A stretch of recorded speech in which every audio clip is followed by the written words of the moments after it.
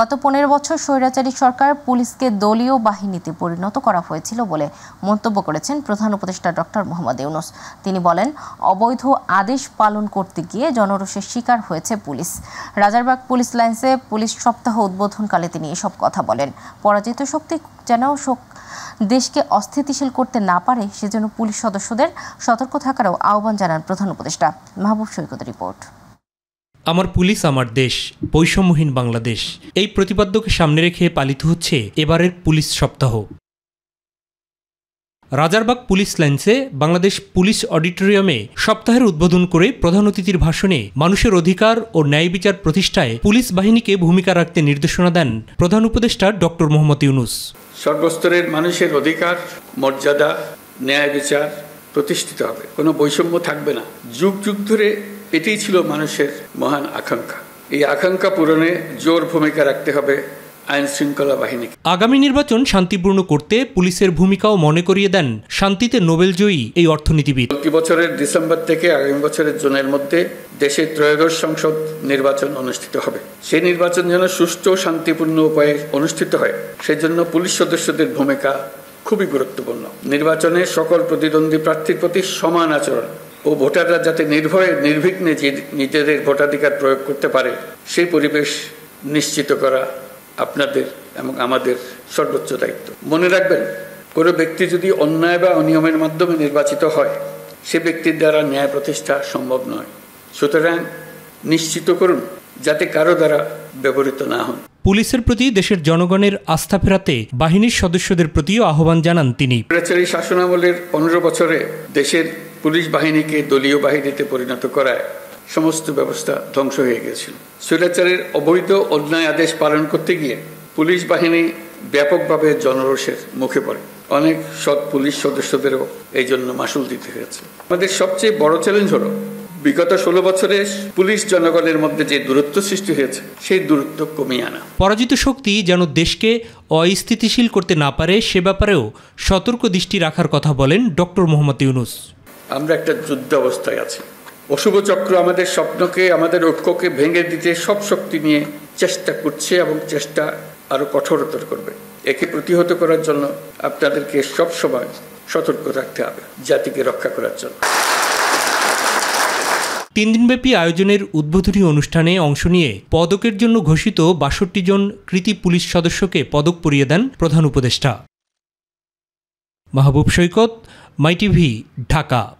বিএনপির মহাসচিব মির্জা ফখরুল ইসলাম আলমগীর বলেছেন, বিএনপির নেতাকর্মীরা যেন আওয়ামী লীগের মতো অন্যায় না করে, এতে মানুষ ভালোবাসবে না। দলের কোনো নেতাকর্মী অন্যায় করলে যাতে জেলার নেতারা তাদের শক্ত হাতে দমন করে অথবা পুলিশের হাতে তুলে দেয়। তাই অপকর্ম বন্ধ করতে হবে, না হলে আওয়ামী লীগের মতো বিএনপিকেও জনগণ ছুঁড়ে মারবে। বিকেলে ঠাকুরগাঁও সদর উপজেলা চিলারং ইউনিয়নের মোলানী উচ্চ বিদ্যালয় মাঠে গণসংযোগ অনুষ্ঠানে তিনি এসব কথা বলেন।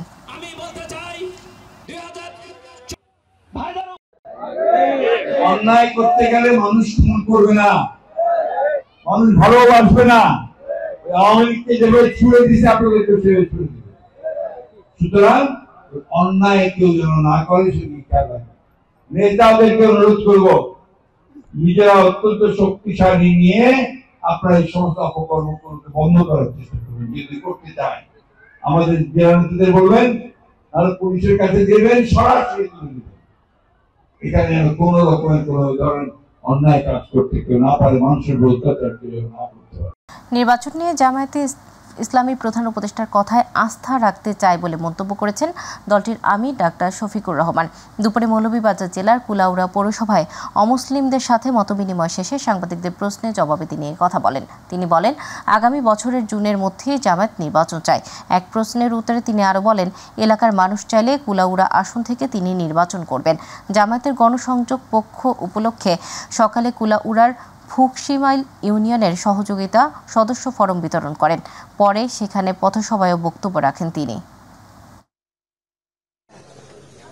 একটা সুন্দর, পরিচ্ছন্ন, উন্নত, মর্যাদাপূর্ণ, মানবিক, দুর্নীতিমুক্ত, দুঃশাসনমুক্ত বাংলাদেশ না হওয়া পর্যন্ত আমার লাগে দোয়া করবো, আল্লাহ যত শক্তি দিছেন তাম শক্তি উজাড় করিয়া যেন এই জাতির লাগে চিৎকার দিয়ে যাইতে পারে। আপনারা দোয়া আল্লাহ তাআলার পালা রাখুন। রাজনৈতিক দলগুলোর সমর্থন ছাড়া প্রবাসীদের ভোটাধিকার বাস্তবায়ন সম্ভব নয় বলে জানিয়েছেন প্রধান নির্বাচন এএমএম নাসিরউদ্দিন। বলেন, জাতীয় সংসদ নির্বাচনে সীমিত পরিসরে হলেও প্রবাসীদের ভোটাধিকার প্রয়োগের ব্যবস্থা করবে ইসি। তবে রাজনৈতিক দলগুলোর সমর্থন ছাড়া এটা বাস্তবায়ন সম্ভব নয়। বিস্তারিত আবু সাইদ রিপোর্টে। মঙ্গলবার সকালে নির্বাচন ভবন অডিটোরিয়ামে প্রবাসীদের ভোটদান পদ্ধতি নির্ধারণে অংশীজনদের নিয়ে আয়োজিত সেমিনারের ব্যবস্থা করে নির্বাচন কমিশন সচিবালয়।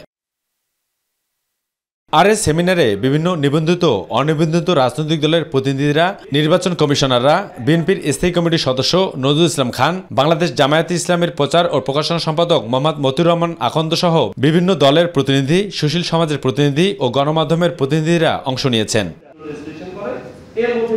স্বাগত বক্তব্যে প্রধান নির্বাচন কমিশনার প্রবাসী ভোটারদের নিয়ে বলেন, পরবর্তী নির্বাচনে অন্তত যাত্রা শুরু হোক, তবে দলগুলোর সমর্থন ছাড়া প্রবাসীদের ভোটাধিকার বাস্তবায়ন করা কোনোভাবেই সম্ভব না। আমরা চাই পরবর্তী ইলেকশনে অন্তত শুরুটা হোক, যাত্রাটা শুরু হোক। পৃথিবীর বিভিন্ন দেশে এটা আমরা পার্টি ভোটিং আছে, অনেক দেশে আবার শুরু করে রোল ব্যাক পারে নাই, নানা রকম সমস্যা। অনেক দেশ চালু করেছে, অনেক দেশ চালু করতে পারে নাই, বাট আমরা চালু করতে চাই। অ্যাটলিস্ট সীমিত পরিসরে আমরা শুরু করি, শুরুটা অন্তত হোক। আর এদিকে নির্বাচন কমিশনার আবুল ফজল মোহাম্মদ সানাউল্লাহ বলেন, দেশের মোট ভোটারের 10% মতো প্রবাসী ভোটার। সবার মতামত নিয়েই এটা বাস্তবায়ন করতে পারবে নির্বাচন কমিশন। ওনাদের বাইরে প্রায় 50 মিলিয়ন প্রবাসী আছে। 50 মিলিয়ন। এই 50 মিলিয়ন প্রবাসীর মধ্যে 2016 থেকে 2024 সাল পর্যন্ত অনলাইনে ভোট দেওয়ার জন্য রেজিস্টার করেছিলেন অনলি 1.84 মিলিয়ন এবং ভোট দিয়েছেন লেস দেন 1.5 মিলিয়ন। এটা বলার উদ্দেশ্য হচ্ছে আমরাও হয়তো অনেক কিছু প্ল্যান করছি, ফাইনালি হয়তো আমরা ম্যাটেরিয়ালাইজ করতে পারবো স্বল্প সংখ্যক। প্রবাসীদের প্রক্সি ভোট নিয়ে বৈঠক শেষে গণমাধ্যম কর্মীদের সাথে কথা বলেন আমন্ত্রিত রাজনৈতিক নেতারা। বিভিন্ন রাজনৈতিক দল তাদের অবস্থান ব্যক্ত করেছেন। আমরা তাদেরকে বলেছি যে যা আপনারা এখানে প্রেজেন্ট করেছেন এগুলো আমরা শুনলাম, আমরা আমাদের দলে এই নিয়ে আলোচনা করে আমাদের দলের অবস্থান আপনাদেরকে আমরা জানাব।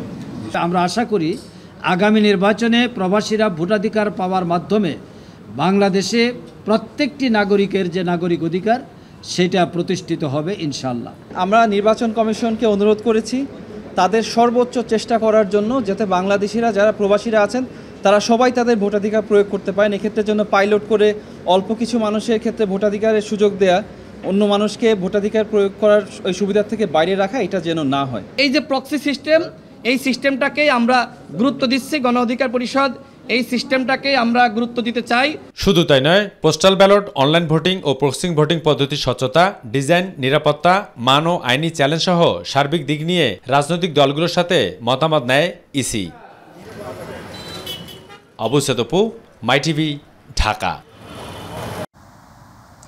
দীর্ঘ 16 বছরের ফ্যাসিবাদী শাসন দেশের প্রতিষ্ঠানগুলোকে ধ্বংস করে দিয়েছে মন্তব্য করে জাতীয় ঐক্যমত্য কমিশনের সহ সভাপতি ডক্টর আলী রিয়াজ বলেছেন, জুলাই বিপ্লবে শহীদদের আত্মত্যাগের সুযোগ কাজে লাগিয়ে রাষ্ট্র বিনির্মাণের পথ খুঁজতে হবে। সকালে সংসদ ভবনের এলডি হলে বিপ্লবী ওয়ার্কার্স পার্টির সঙ্গে বৈঠকের শুরুতে শুভেচ্ছা বক্তব্যে তিনি এসব কথা বলেন। এ সময় বিপ্লবী ওয়ার্কার্স পার্টির সাধারণ সম্পাদক সাইফুল হক বলেন, 16 বছর ধরে মানুষ যে নির্বাচনের জন্য অপেক্ষা করছে, সংস্কারের মধ্য দিয়ে মানুষের সেই প্রত্যাশা পূরণ করতে হবে। যারা প্রাণ দিয়েছেন তাদের কাছে আমাদের অঙ্গীকার, তাদের কাছে আমাদের দায় হচ্ছে আমরা যেন এই সুযোগকে হাতছাড়া না করি, যেন আমরা প্রকৃতপক্ষেই রাষ্ট্র বিনির্মাণের প্রক্রিয়াটা শুরু করতে পারি। বাংলাদেশ এখন আর আন্তর্জাতিক মুদ্রা তহবিল IMF ও বিশ্বব্যাংকের উপর নির্ভরশীল নয় বলে জানিয়েছেন অর্থ উপদেষ্টা ডক্টর সালাউদ্দিন আহমেদ। তিনি বলেন, IMF এর শর্ত মেনে ঋণ নিতে রাজি নয় বাংলাদেশ। সচিবালয়ে সরকারি ক্রয় সংক্রান্ত উপদেষ্টা পরিষদের বৈঠক শেষে সব কথা বলেন অর্থ উপদেষ্টা। যুক্তরাষ্ট্র সফরকালে নতুন শুল্ক আরোপ নিয়ে আলোচনা হয়েছে উল্লেখ করে দুই দেশই নতুন ব্যবসা বাণিজ্য সম্প্রসারণের বিষয়ে বাংলাদেশ ও যুক্তরাষ্ট্র একমত বলেও জানান তিনি। রাকিব হাসানের রিপোর্ট। অর্থ উপদেষ্টা ডক্টর সালেউদ্দিন আহমেদের সভাপতিত্বে সচিবালয়ে অনুষ্ঠিত হয় সরকারি ক্রয় সংক্রান্ত উপদেষ্টা পরিষদের বৈঠক। বৈঠক শেষে যুক্তরাষ্ট্র সফরকালে বিশ্বব্যাংকের বসন্তকালীন সভা ও IMF-এর অধিবেশনে যোগদান এবং আন্তর্জাতিক বিভিন্ন সংস্থার প্রতিনিধিদের সাথে বৈঠকের বিষয়টি তুলে ধরেন তিনি। আমরা ডেফিনেটলি IMF-এর যে নেগোসিয়েশনটা চলছিল দুইটা ট্রান্সে, ওটাকে কন্টিনিউ করার জন্য ওয়ার্ল্ড ব্যাংক আছে, তাদের সাথে এসে করার জন্য গেছি। বাংলাদেশের চলমান অর্থনীতি নিয়ে আশাবাদ ব্যক্ত করে অর্থ উপদেষ্টা বলেন, বাংলাদেশ এখন আর IMF ও বিশ্বব্যাংকের উপর নির্ভরশীল নয়। তো সার্বিকভাবে কিন্তু ওই যে এখন IMF ডিপেন্ডেন্ট আমরা না, এখন আর ওই দিন চলে গেছে। IMF বা ওয়ার্ল্ড ব্যাংক ডিপেন্ডেন্ট না, তবে ওয়ার্ল্ড ব্যাংকের প্রজেক্ট ঋণটা ওরা তো বলছে আমরা এসে করবো, তো আমরা বাকিগুলো আমরা প্রসেস করবো। DPC হয়ে গেলে একটাকে অলরেডি, তারপর একটাকে যাবে, তারপর আমরা এসে করবো। যুক্তরাষ্ট্রের বাড়তি শুল্ক মোকাবেলায় আমদানি রপ্তানি বাড়ানো সহ কৌশলগত নানা পদক্ষেপ নেওয়া হচ্ছে উল্লেখ করে এতে যুক্তরাষ্ট্রের ইতিবাচক সাড়া পাওয়ার কথাও জানান ডক্টর সালেউদ্দিন আহমেদ। ওদের বক্তব্য ভেরি পজিটিভ। ওদের বললো না, ওরা বলে তোমার LNG লং টার্ম কন্ট্রাক্ট করো না কেন আমাদের সাথে, তারপর তোমার LNG টার্মিনাল যদি হয় উইল টক, ওটাতে বেশি করে প্রাইভেট সেক্টর লেড। এ সময় IMF-এর চতুর্থ ও পঞ্চম কিস্তির বিষয়ে সংস্থাটির ইতিবাচক মনোভাবের কথাও তুলে ধরেন অর্থ উপদেষ্টা। ওরা বলছে উই আর ন্যারোয়িং ডাউন, কি মিন করে, যদি না হয়তো তো আমি এমনি চলে আসতাম, আর এমনি চলে আসার কোনো আপত্তি হতো না। I have achieved enough. Already তো আপনার $1 বিলিয়ন তো একেবারে ERDC সই টই করে তো টাকা রেডি, ওটা ট্রান্সফার হবে। আরও তো এরকম কয়েক $1 বিলিয়ন। রাকিব হাসান, মাইটিভি, ঢাকা। বাংলাদেশ থেকে শুরু হয়েছে এবারের হজ যাত্রা। মঙ্গলবার সৌদি আরবে পৌঁছেছে প্রথম হজ ফ্লাইট। ইমিগ্রেশন সহ সার্বিক ব্যবস্থাপনায় সন্তুষ্ট বলে জানিয়েছেন যাত্রীরা। নির্বিঘ্নে হজ পালন শেষে দেশে ফিরতে দোয়াও চাইলেন তারা। তবে ভিসা জটিলতায় পড়ার অভিযোগও করেন কেউ কেউ। SM আরিফের রিপোর্ট। আল্লাহর নৈকট্য লাভের আশায় পবিত্র হজ পালনের উদ্দেশ্যে ঢাকা ছাড়ছেন বাংলাদেশের হজ যাত্রীরা। হজ পালন নির্বিঘ্ন করতে এবার মোবাইল অ্যাপ, রোমিং ফ্রি সহ নানা উদ্যোগ হাতে নেয় অন্তর্বর্তী সরকার। তাছাড়া ঢাকাতেই দুই দেশের ইমিগ্রেশন কার্যক্রম থাকায় সার্বিক ব্যবস্থাপনা নিয়ে সন্তুষ্ট যাত্রীরা। হজের যে সার্বিক ব্যবস্থাপনার মধ্যে হজের নতুন অ্যাপস এবং সার্বিক ব্যবস্থাপনার মধ্যে আমরা খুব সুন্দর এই যাবৎ সার্ভিস পাইছি। অন্যান্য বছর তুলনায় এবছর হজের আর্থিকের টাকাটা অনেক কমছে।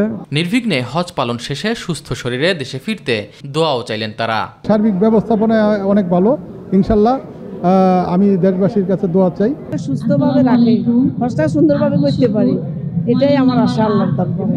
এদিকে অগ্রিম টিকিট কেটেও ভিসা জটিলতায় হজ পালন নিয়ে সংশয়ে পড়েছেন কেউ কেউ। আমাদের ফ্যামিলি থেকে আমরা 4 জনের জন্য ভিসা আবেদন করেছিলাম, আমার মামা, মামি, আব্বা এবং মা। এক্ষেত্রে আমার মামা, মামি এবং আব্বার ভিসাটা উঠছে, কিন্তু আম্মার ভিসাটা ওঠে নাই।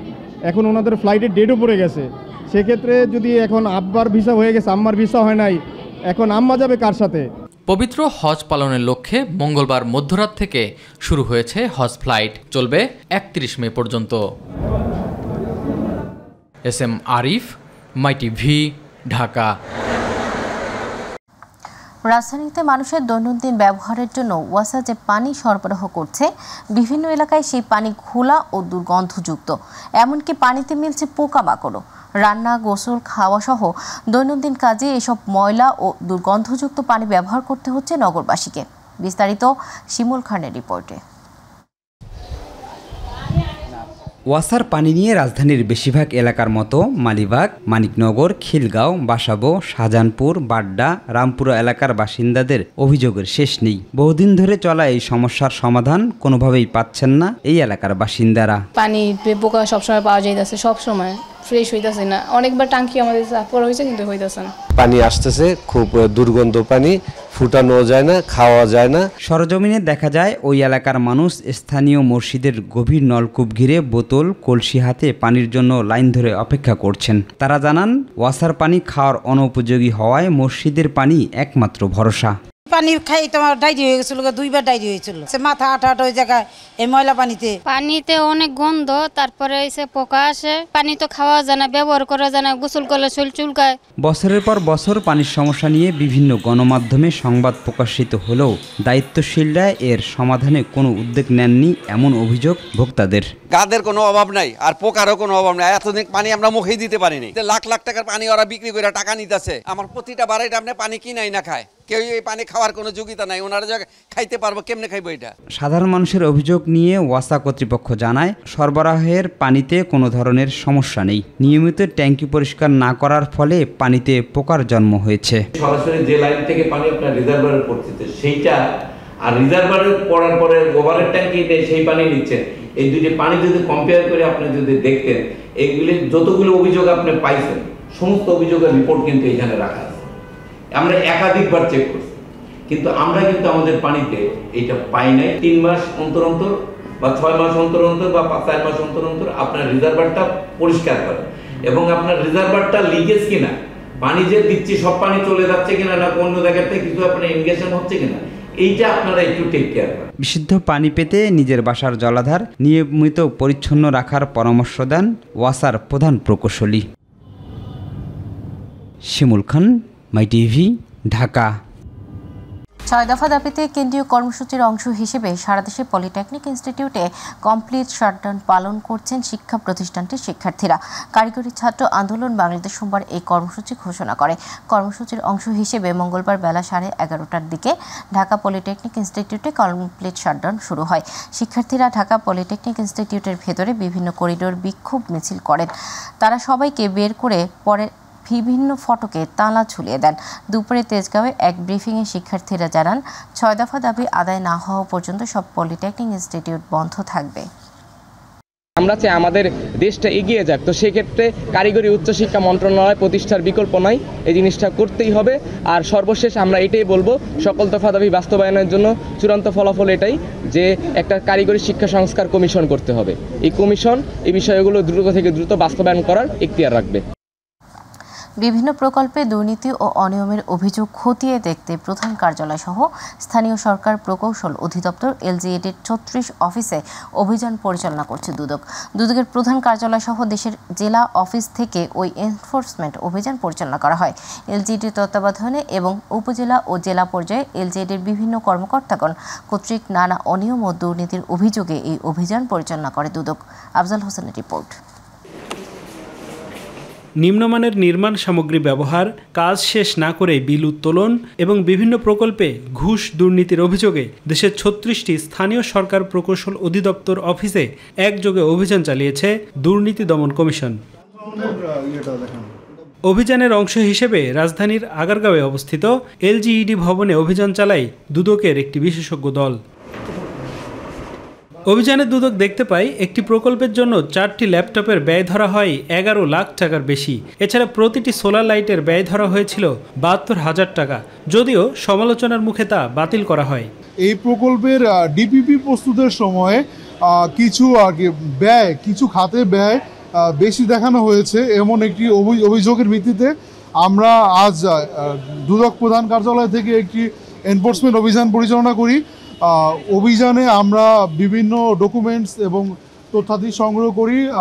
প্রকল্পের যে ফাইনাল ডিপিপি এটাও সংগ্রহ করা হয়। আমরা এখন ডিপিপি যেটা পেয়েছি ওটা আমরা অ্যানালাইসিস করে দেখব। আর আমরা তো অল্প কিছু পেয়েছি, আরও অনেক ইকুইপমেন্ট আছে, ওটা আমরা একটু বাজার দর যাচাই করতে পারি।